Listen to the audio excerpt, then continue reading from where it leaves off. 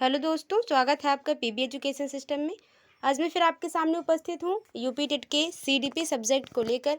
तो आप जैसा कि जानते हैं सीडीपी कहीं ना कहीं जब टाइम टेकिंग हो जाता है, जब हम कंफ्यूजन में होते हैं तो अधिकतर ये चीज़ें हो जाती हैं कि एग्ज़ाम के टाइम में अगर डायरेक्ट क्वेश्चन न पूछा जाए और पेडागोगी से रिलेटेड क्वेश्चन पूछा जाता है तो हमें सोचने में और कंप्रीमेशन जो थोड़ा सा तुलना करने में टाइम लग जाता है हमें, जब हम ऑप्शंस को देखते हैं तो इस हिसाब से हम लोग आज सीडीपी के टॉप 30 क्वेश्चंस के बारे में बात करेंगे।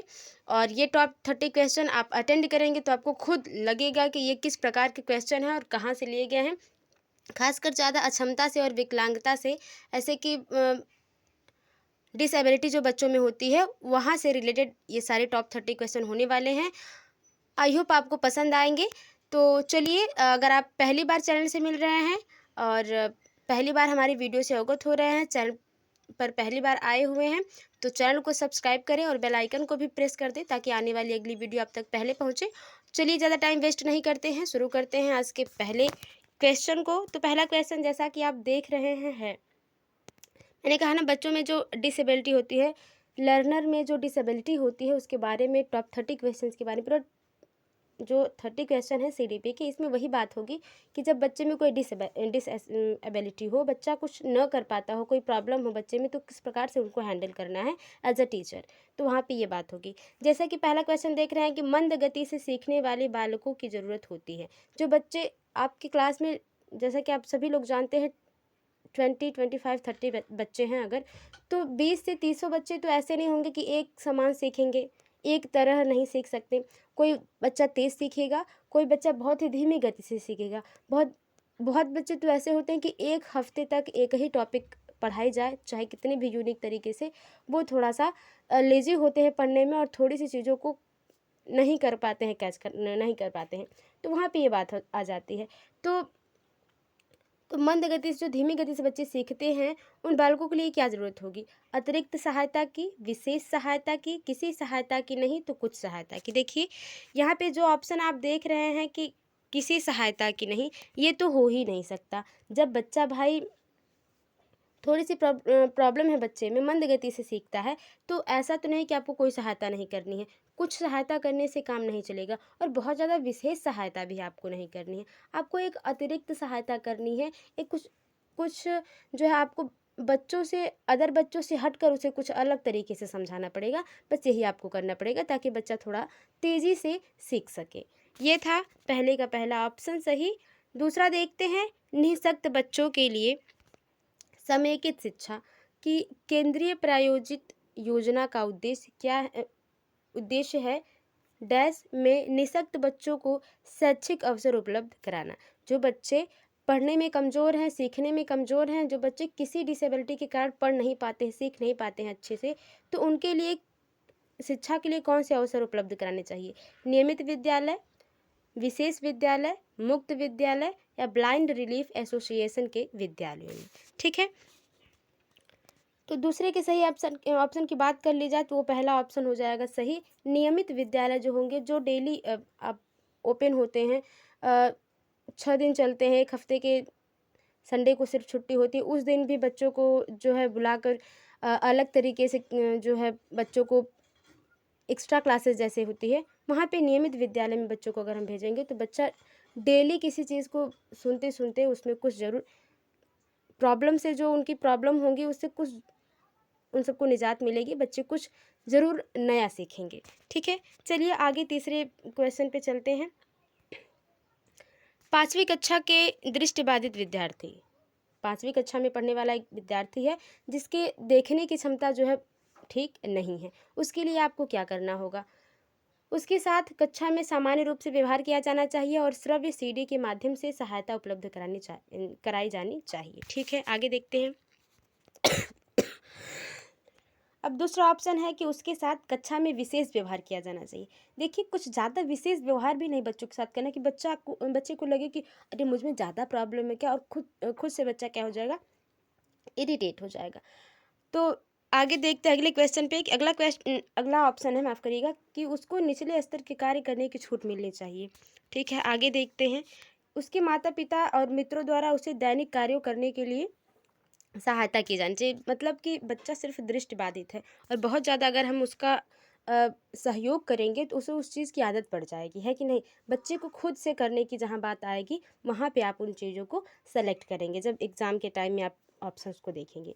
वैसे फ़िलहाल तीसरे के सही ऑप्शन की बात कर ली जाए तो पहला ऑप्शन सही होगा कि उसके साथ कक्षा में सामान्य रूप से व्यवहार किया जाना चाहिए, जैसे कि अदर बच्चों के साथ किया जाता है। बस डिफरेंस क्या होना चाहिए कि बच्चों में जो है वो सुनने की क्षमता उसकी ठीक है, सिर्फ दृष्टि से वो बेचारा कमज़ोर है बच्चा, तो श्रव्य सीडी के माध्यम से उसे बच्चों को पढ़ाना है ताकि वो चीज़ों को बच्चों के अदर बच्चों के हिसाब से सुन सके और उसको क्या कर सके, सीख सके। आगे देखते हैं, निम्नलिखित में से मानसिक मंदता की विशेषता नहीं है, ठीक है। ऑप्शन के हिसाब से देखेंगे कि इनमें से कौन सा ऐसा ऑप्शन है जो बच्चा मानसिक रूप से जो सोचने की क्षमता है या सीखने की क्षमता है वो कम है, उसकी विशेषता नहीं है। निगेटिव पूछा जा रहा है, निगेटिव क्वेश्चन है तो निगेटिव आंसर भी होगा। देखते हैं आंसर ऑप्शन क्या है। बुद्धि लब्धि का 25 से 70 के मध्य होना, धीमी गति से सीखना एवं दैनिक जीवन की क्रियाओं को न कर पाना, ठीक है। वातावरण के अनुकूल में कठिनाई, अंतर वैयक्तिक संबंधों का कमजोर होना। चौथे के सही ऑप्शन की बात कर ली जाए तो देखिए, बच्चे में 25 से 70 के बीच अगर बुद्धि लब्धि होगी तो जायज़ सी बात है कि बच्चा जो है उसकी बुद्धि लब्धि कम है और वो चीज़ों को धीरे से सीखेगा, बहुत धीमी गति से सीखेगा, मंद गति से सीखेगा। तो ये तो हो जाएगा, ये विशेषता है, ठीक है। यहाँ पे नेगेटिव पूछा गया है। हाँ, धीमी गति से सीखने से दैनिक क्रियाएं बच्चा नहीं कर पाता है, ये भी सही है। वातावरण के अनुकूल कठिनाई होती है, ये सही है। लेकिन उसके जो संबंध है, जो उसके रिलेशनशिप है, जो वो अपनी बात को दूसरों को समझाना है, दूसरों के साथ इंटरेक्ट कर पाना, ये जो है उसमें कमज़ोर होना, ये कोई ज़्यादा विशेषता, बड़ी विशेषता नहीं है मानसिक मंदता की। तो ये चौथा ऑप्शन सही होगा। निगेटिव पूछा गया है तो निगेटिव ऑप्शन ही सही हो जाएगा, ठीक है। आगे देखते हैं पाँचवा, ठीक है। पाँचवा क्वेश्चन, आई होप आपको चीज़ें पसंद आ रही होंगी। और हाँ, मैं ये बताना चाहती हूँ कि ये थोड़ा सा जो सीडीपी का पेडागॉजी होता है वो थोड़ा सा लेंदी होता है, थोड़ा सा टाइम टेकिंग लेता है। टॉप 30 क्वेश्चन करने हैं तो थोड़ा सा एक्स्ट्रा टाइम लगेगा, उसके लिए माफ़ी चाहती हूँ। क्योंकि चीज़ों को अगर हम समझेंगे नहीं, वो छोटी सी कन्फ्यूज़न हमारा 1 नंबर ले जाता है। और जब हम आके घर पे मिलाते हैं क्वेश्चनों को और तब हमें महसूस होता है कि वो जल्दीबाजी में हमने एक कन्फ्यूज़न की वजह से हमारा 1 नंबर गया। और आपको पता है 1 नंबर का मतलब क्या होता है। आगे देखते हैं, कक्षा 5 के न्यून दृष्टि वाले बच्चों को, कम दिखाई देने वाले बच्चों को, मैंने कहा ना हमेशा डिसेबिलिटी की बात होगी टॉप 30 क्वेश्चन में, तो वही है। निम्न स्तर के कार्य करने के लिए माफ़ करना चाहिए। अच्छा, मतलब बच्चा अगर छोटी मोटी गलती कर देता है तो उसको माफ़ कर देना चाहिए। उसके दैनिक कार्य में उसके माता पिता तथा मित्रों को सहायता करनी चाहिए। आगे देखते हैं, कक्षा में सामान्य रूप से बर्ताव किया जाना चाहिए एवं ऑडियो सीडी के जरिए सहायता प्रदान करनी चाहिए। कक्षा में विशेष बर्ताव करना चाहिए। तो पाँचवें का जो ऑप्शन हो जाएगा वो तीसरा ऑप्शन सही हो जाएगा। वो अभी अभी जो हम लोगों ने किया है क्वेश्चन, उससे कहीं मिलता जुलता एक क्वेश्चन है। तो तीसरा ऑप्शन सही हो जाएगा कि बच्चे में सामान्य रूप से बर्ताव करना है और उसे ऑडियो सीडी के जरिए सहायता प्रदान करें। देखिए, दोनों क्वेश्चन एक प्रकार से हैं, लेकिन उनके पूछने का और ऑप्शन देने का तरीका थोड़ा सा अलग है। तो ये चीज़ समझाने के लिए ये पाँचवा क्वेश्चन था। आगे देखते हैं, छठा क्वेश्चन क्या है कि आपको अपनी कक्षा में 2 मंदबुद्धि बच्चों को बैठाने के लिए बोला गया है, आप उसके लिए क्या करेंगे? उन्हें अपने विद्यार्थियों के रूप में ग्रहण करने से इनकार करेंगे, क्यों? अगला देखते हैं, प्रधानाध्यापक को उन्हें किसी और कक्षा जो कि मंदबुद्धि बालकों के लिए विशेष रूप से चिन्हित है में बैठाने के लिए बोलेंगे। अच्छा, ऐसे विद्यार्थियों को सिखाने की तकनीकी सीखेंगे, इनमें से कोई नहीं। तो आपको क्या लगता है कि छठे का सबसे सही ऑप्शन क्या हो सकता है?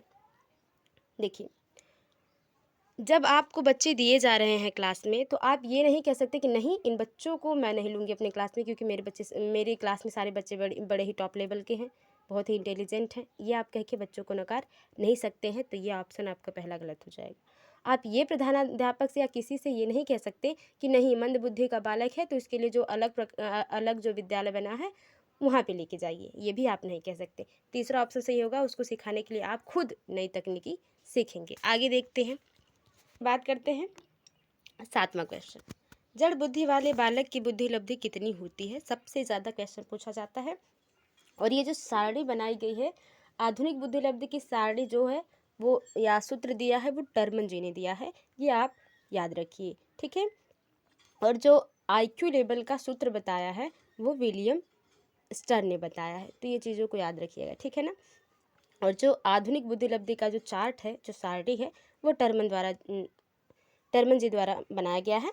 ये चीज़ आप याद रखिए। देखिए, जड़ बुद्धि के बालक जो होते हैं सामान्य रूप से उनकी बुद्धिलब्धि कितनी होती है? 110 से 120 के बीच, 91 से 110, 71 से 80, 25 से कम।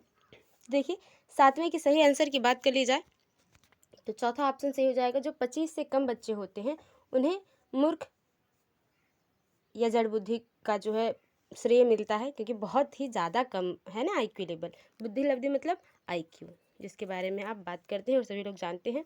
देखिए, 110 से 120 होगा, अगर 110 से 120 अगर होगा तो वो बच्चा जो होता है श्रेष्ठ होता है, प्रखर होता है, ठीक है।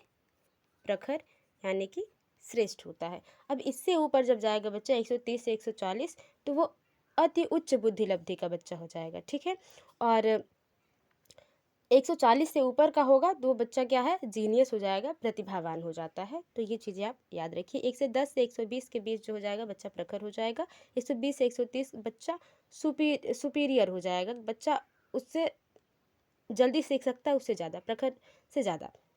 91 से 110 के बीच में जब होगा, ठीक है, तो वो जो 60% लोग इसी में आते हैं जो सामान्य में आते हैं, ठीक है। 91 से 110 के बीच में जब बात होती है तो वो कहाँ आते हैं, वो आ जाते हैं सामान्य में। जैसे कि हम और आप हैं, सामान्य चीज़ें थोड़ा न ज़्यादा धीमी गति से सीखते हैं, न ज़्यादा तेज़ गति से सीखते हैं। भाई थोड़ा सा हमें कंफर्ट में हम चीज़ों को नहीं सीख पाते, थोड़ी सी हमें मेहनत करनी पड़ती है, तो सामान्य हो जाएगा, ठीक है। 71 से 80 में जो बच्चे हैं वो मंद बुद्धि के हो जाते हैं, और उससे कम में, सबसे कम में जो 25 से कम होता है वो बच्चा क्या हो जाता है, जड़ बुद्धि का हो जाता है। तो सातवें का सही आंसर हो जाएगा चौथा। आगे देखते हैं, यदि छात्र अधिकांश कार्य हाथों से करेगा तो छात्र में शारीरिक शक्ति बढ़ती है, मानसिक शक्ति बढ़ती है, परिश्रम करने की भावना जागृत होती है, आत्मनिर्भरता पैदा होती है। तो देखिए, जहाँ डिटेल में बात करने की बात थी, जैसे IQ लेवल पे, वहाँ पे हम लोगों ने बात किया, और इसके लिए अलग वीडियोज़ आएंगे तो उस पर हम डिटेल में पूरा आधे घंटे 1 घंटे का जो है सेशन रखेंगे, वहाँ पे सारी बातें होंगी। फिलहाल जो है इसमें बहुत ज़्यादा टाइम नहीं लेंगे हम क्वेश्चंस में, क्योंकि ये खुद अपने आप में समझने में एक टाइम टेकिंग हो जाता है। तो आठवें के सही आंसर की बात कर ली जाए तो चौथा ऑप्शन सही हो जाएगा। बच्चा जब खुद से अपने काम को करेगा तो उसमें आत्मनिर्भरता आएगी, वो खुद से इंडिपेंडेंट होने का जो एक श्रेय है वो खुद को देगा, है कि नहीं। आगे चलते हैं। आंशिक दृष्टि युक्त बालक, दृष्टिदोष युक्त बालक का व्यवहार कैसा होता है? जो कम देख पाता है बच्चा आंखों से, उसका व्यवहार कैसा होता है? वह पुस्तकों को आंखों के निकट लाकर पढ़ता है, सही है। जिस बच्चे को थोड़ा कम दिखाई देगा वो पुस्तक को कहाँ, अपनी आंखों के निकट ला के पढ़ेगा। वह शिक्षक से अक्षर स्पष्ट न दिखने की शिकायत करता है, ये भी बात सही है कि जब उसको बच्चे को दिखाई नहीं देगा तो वो क्या करेगा बच्चा, वो बच्चा बार बार कहेगा कि मैम जो आपने ब्लैक बोर्ड पर, मैम या सर जो आपने ब्लैक बोर्ड पर लिखा है वो मुझे दिखाई नहीं दे रहा है।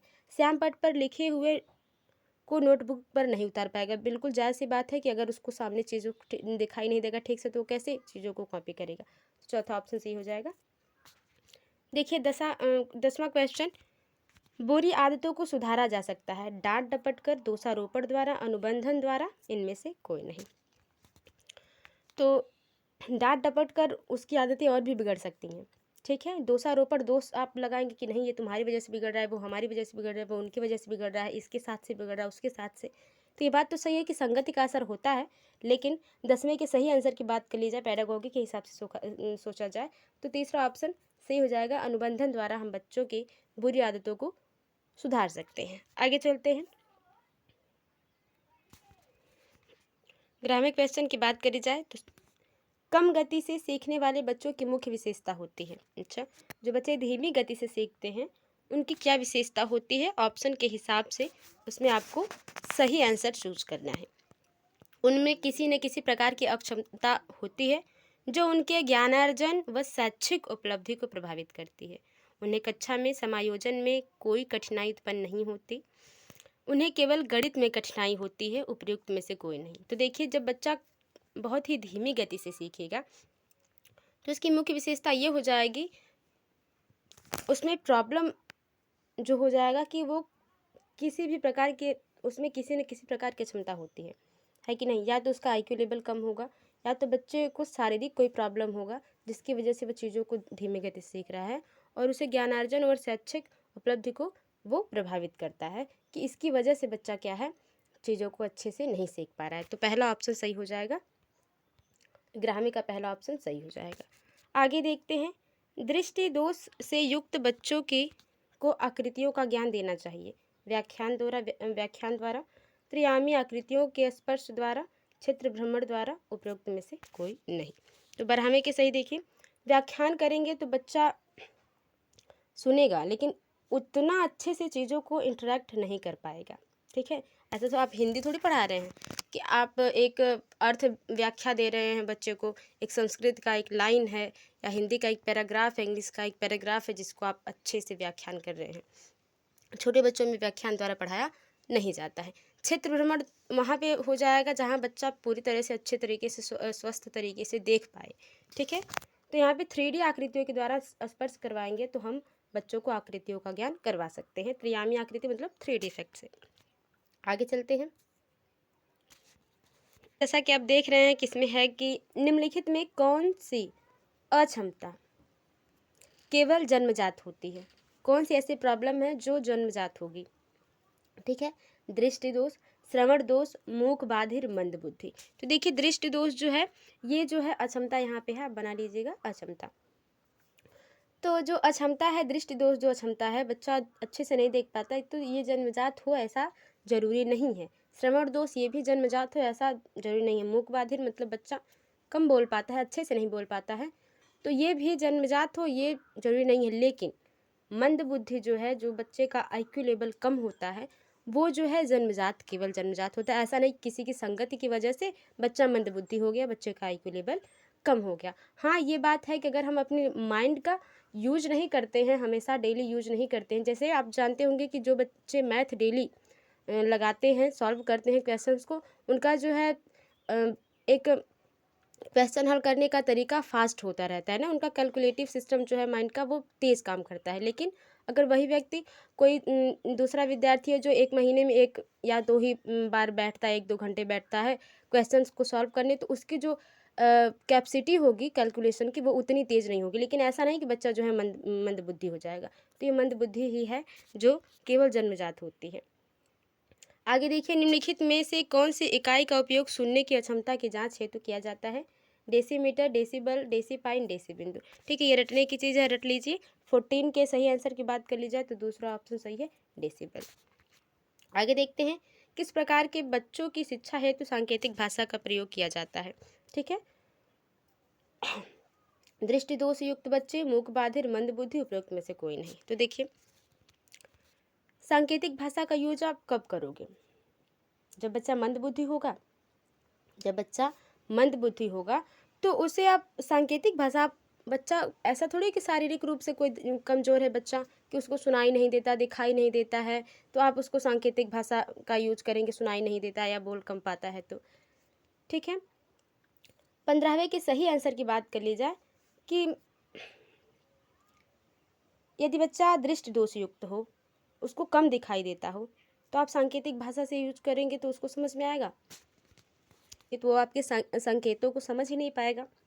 जब बच्चा मूक बाधिर होता है तब वहाँ पे आप संकेतों के द्वारा बच्चों को समझाते हैं। ठीक है, आगे चलते हैं, पिछड़े बालक ऐसे होते हैं, पिछड़े बालक कैसे होते हैं, यहाँ पे उस हिसाब से आपको ऑप्शंस पढ़ के आंसर देना है। सीखने की गति धीमी, बुद्धि लब्धि 80 से 90 के बीच, मानसिक रूप से अस्वस्थ और असमायोजित। ठीक है, उपयुक्त सभी। 16 के सही आंसर की बात कर ली जाए तो आप देख रहे हैं कि जब बच्चा पिछड़ा होगा उसकी मंद बुद्धि होगी, जड़ बुद्धि बालक होगा। पिछड़े बालक वो हो जाते हैं कि जिनका आईक्यू लेवल 80 से 90 के बीच में होता है और बहुत ही धीमे गति से सीखते हैं। ये सही हो गया। ठीक है, तो 16 के सही आंसर की बात कर ली जाए, चौथा ऑप्शन सही हो जाएगा कि उसमें कोई प्रॉब्लम है, इसी वजह से बच्चा जो है सीख नहीं पा रहा है। आगे देखते हैं, जब एक नियोग्य बच्चा पहली बार विद्यालय आता है तो शिक्षक को क्या करना चाहिए। बच्चे की नियोग्यता के अनुसार उसे विशेष विद्यालय में भेजने का प्रस्ताव देना चाहिए, उसे अन्य विद्यार्थियों से अलग रखना चाहिए। सहकारी योजना विकसित करने के लिए बच्चे के माता पिता के साथ चर्चा करनी चाहिए, प्रवेश परीक्षा लेनी चाहिए। ठीक है, अब इस पे विचार करिए कि क्या हो सकता है सही। तो जब आपकी क्लास में, स्कूल में, विद्यालय में बच्चा, एक नियोग्य बच्चा आएगा जो थोड़ी सी अक्षमता के साथ आया है, और आपके सभी बच्चे जो हैं ठीक हैं, उनके सीखने की क्षमता और सब ठीक है, तो उसमें क्या करेंगे आप? तो अगर दूसरा ऑप्शन देखें कि उसे अन्य विद्यार्थियों से अलग रखेंगे, तो ऐसा नहीं कर सकते, क्योंकि बच्चा जो है इरिटेट हो जाएगा, डिमोटिवेट हो जाएगा, तो ये नहीं कर सकते आप। सहकारी योजना के लिए माता पिता से चर्चा करने का काम ये आपका नहीं है कि नहीं? प्रवेश परीक्षा लेनी चाहिए। अच्छा, बच्चा जो है खुद नियोग्य, और उसके आप एग्ज़ाम लेंगे उसका एडमिशन करने से पहले, तो ये नहीं हो सकता। पहला ऑप्शन जो है वो सही हो जाएगा, इन तीनों की अपेक्षा पहला ऑप्शन सही है। जब एक शिक्षिका दृष्टिबाधित शिक्षार्थी को कक्षा के अन्य शिक्षार्थियों के साथ सामूहिक गतिविधियों में शामिल करती है, तो वह कक्षा के लिए सीखने हेतु बाधा उत्पन्न कर रही है। ठीक है, यहाँ बधाई कहाँ से आ गया, बाधा। ठीक है, उत्पन्न कर रही है। समावेशी शिक्षा की भावना के अनुसार कार्य कर रही है। सभी विद्यार्थियों में दृष्टिबाधित शिक्षार्थी के प्रति सहानुभूति विकसित कर रही है। दृष्टिबाधित शिक्षार्थियों पर संभवतः तनाव बढ़ा रही है। तो ऐसा है कि जब एक बच्चा होगा, वो दृष्टिबाधित हो, देखने में उसको प्रॉब्लम हो, ट्रीट नहीं कर सकते। ये है कि सभी विद्यार्थियों के साथ आप बच्चों को एक जैसा ही व्यवहार तो करवा रहे हैं। अगर तीसरे ऑप्शन की बात कर ली जाए, तो इसमें तो आप, ऐसा तो नहीं है कि बच्चे को कुछ अलग से कोई स्पेशल चीज़ बता रहे हैं या अलग अन्य बच्चों से अलग कर रहे हैं। समूह में आप बच्चों को रख रहे हैं, बच्चों के साथ उस बच्चे को, तो एक अलग सहानुभूति नहीं दे रहे हैं, तो ये ऑप्शन तो नहीं हो सकता है। समावेशी शिक्षा की भावना के अनुसार कार्य कर रहे हैं, यही दूसरा ऑप्शन सही हो जाएगा। 18वें की अगर ऑप्शन की बात कर ली जाए सही ऑप्शन की, तो समावेशी शिक्षा ये कहती है कि किसी भी प्रकार के बच्चे आपके पास अगर आते हैं, तो आप सबको एक साथ मिला के पढ़ाइए और अलग अलग तरीके से पढ़ाइए। आगे चलते हैं। श्रवण हास्य से ग्रसित बच्चे कक्षा में किस सबसे मुख्य कुंठा का सामना करते हैं?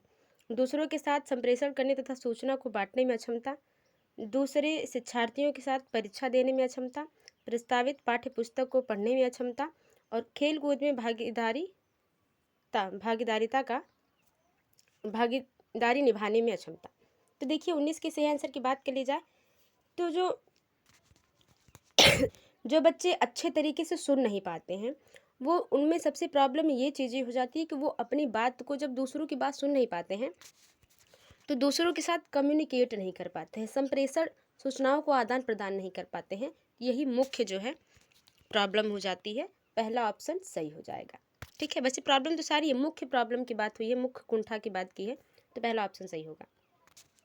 आगे देखते हैं। एक शिक्षिका के कथन, कुछ शारीरिक विकलांगता वाले बच्चे हैं, निम्नलिखित में से उसके लिए क्या कहना सबसे उचित होगा? ठीक है, ऑप्शन देखिए।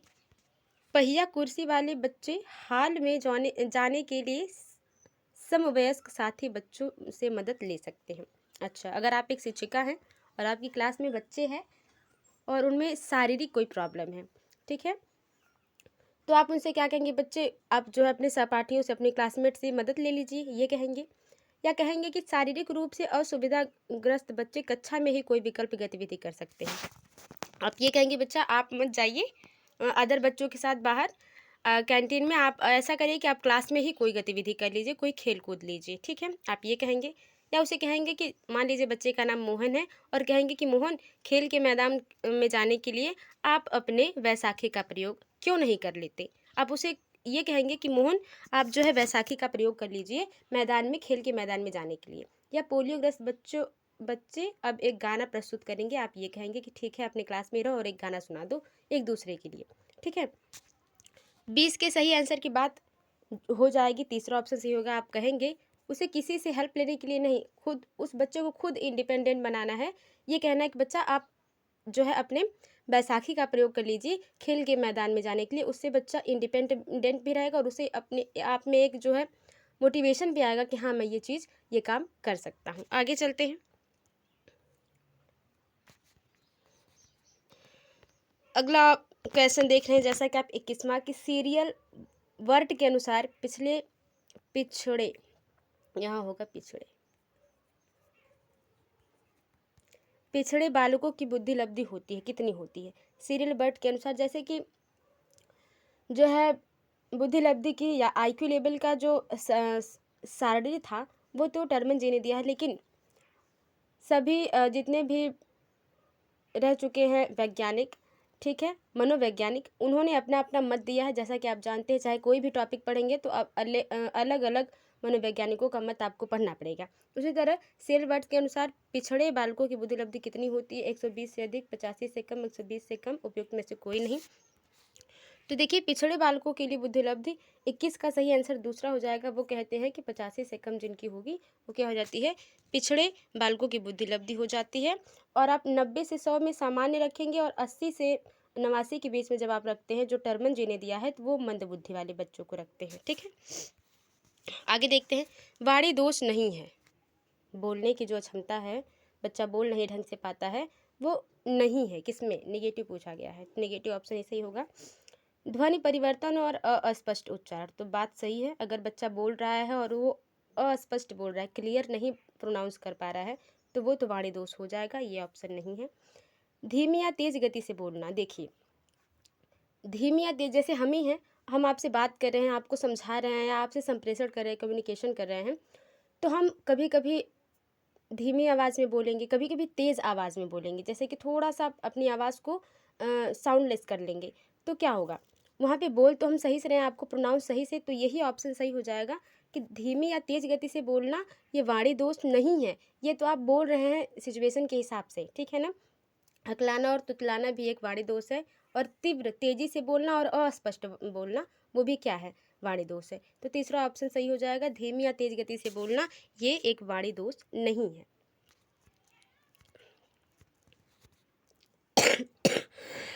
अब 23 क्वेश्चन की बात कर ली जाए तो क्वेश्चन है कि जिन बालकों की बुद्धि लब्धि डैश है, साधारणतः उन्हें मानसिक न्यूनता ग्रसित की श्रेणी में रखते हैं।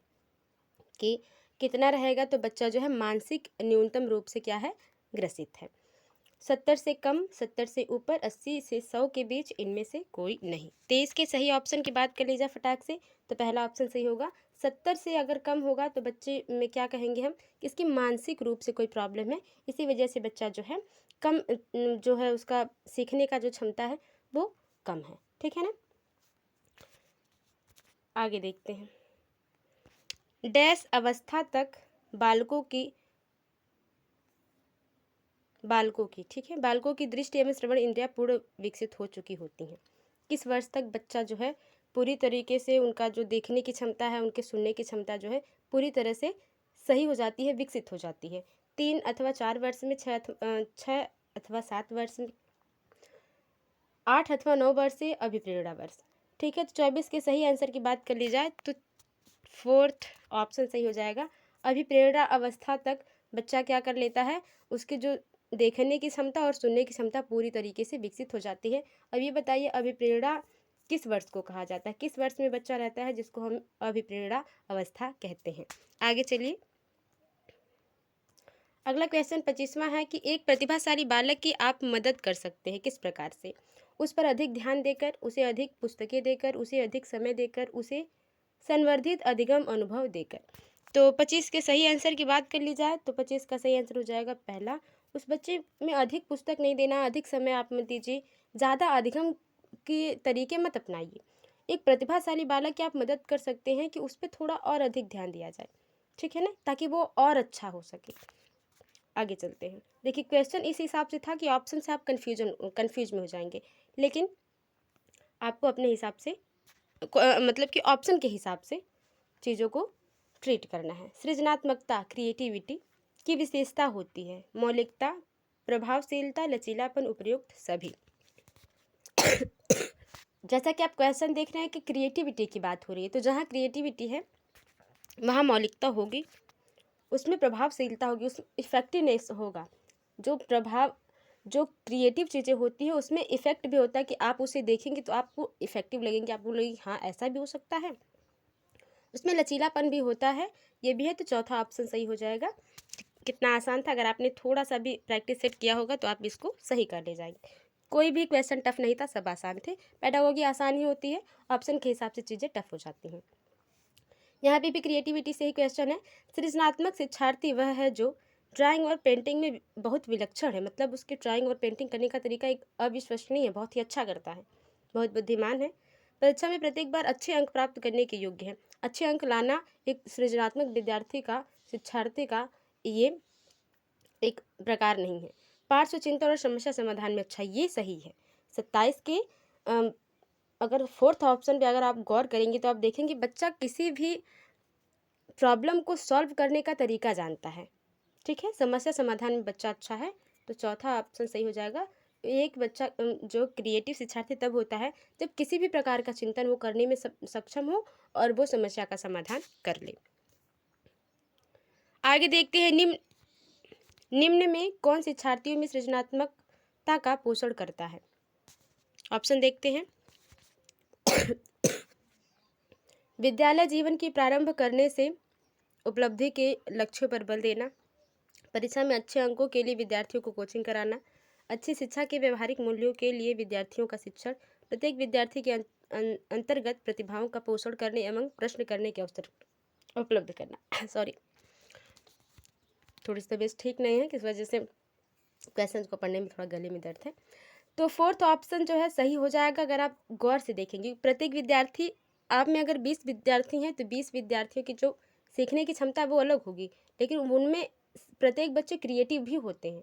लेकिन ये है कि हम सभी बच्चों पे गौर नहीं कर पाते हैं, इसकी वजह से हमें लगता है कि वो बच्चा जो है थोड़ा सा कमज़ोर है या अलग है। ठीक है, तो हमें क्या करना है, सृजनात्मकता क्रिएटिविटी का संचालन तभी हो सकता है कक्षा में आपके, जब आप प्रत्येक विद्यार्थियों के अंतर्गत उनकी प्रतिभाओं का पोषण करें, उनकी प्रतिभाओं को देखें कि अगर कोई बच्चा सिंगिंग में अच्छा है तो उसको सिंगिंग के ही तरीके से चीज़ों को सिखाना शुरू करें या सिंगिंग क्लास में ही रखें, ताकि बच्चे का जो इन्वायरमेंट है उसकी जो है, जो उसका मन है, जो जिसमें उसका मन लगता है उसमें वो अपना अच्छा कर पाए।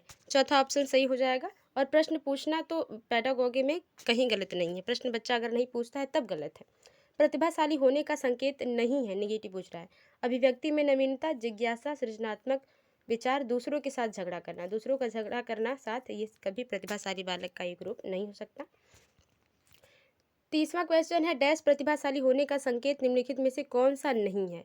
विचारों में सृजनात्मकता, दूसरों के साथ लड़ना, एक ही देखिए क्वेश्चन है, घुमा फिरा के पूछ दिया है। तीसरे का ऑप्शन जो सही हो जाएगा वो दूसरा हो जाएगा।